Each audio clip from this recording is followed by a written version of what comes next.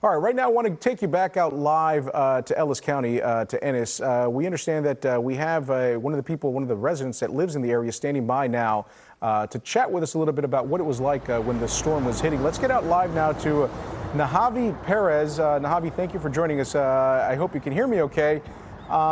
Thanks thanks for chatting with us. I want to start off by just asking you, describe some of that damage out there. I mean, what are you seeing in your neighborhood?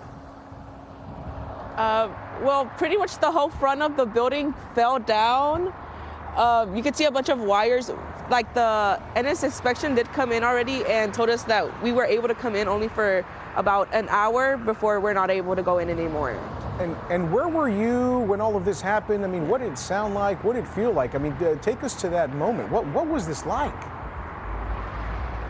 Well, I got here around 5:55 in the morning. This was already falling down by the time that I did get here.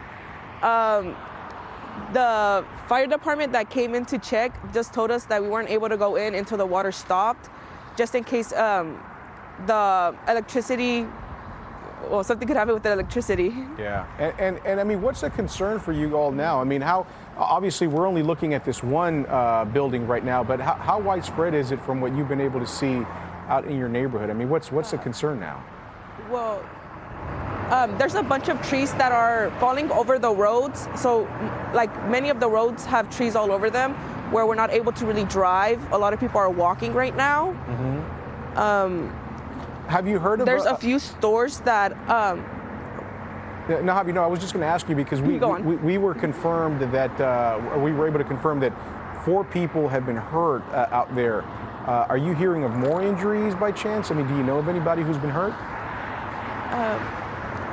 No, I know a few people said that stuff was falling in their houses, like shelves. And I did hear that a kid almost got trapped under one, but that's about it. Hey, and the next couple of hours, obviously, are going to be, dedicated to a lot of the cleanup, a lot of assessing the damage out there. Just for folks out there who don't live in your neighborhood out there in Ellis County, let us know, what do you all need out there? I mean, what's the need going to be like, you think, now, moving forward? Well, mainly the roads need to be cleared. I think a lot of the people shouldn't be, like, driving right now, but, I mean...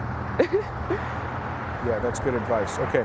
Nahavi, thank you so much for joining us and for helping us sort of better understand the damage left behind by this storm in your neighborhood. We appreciate that.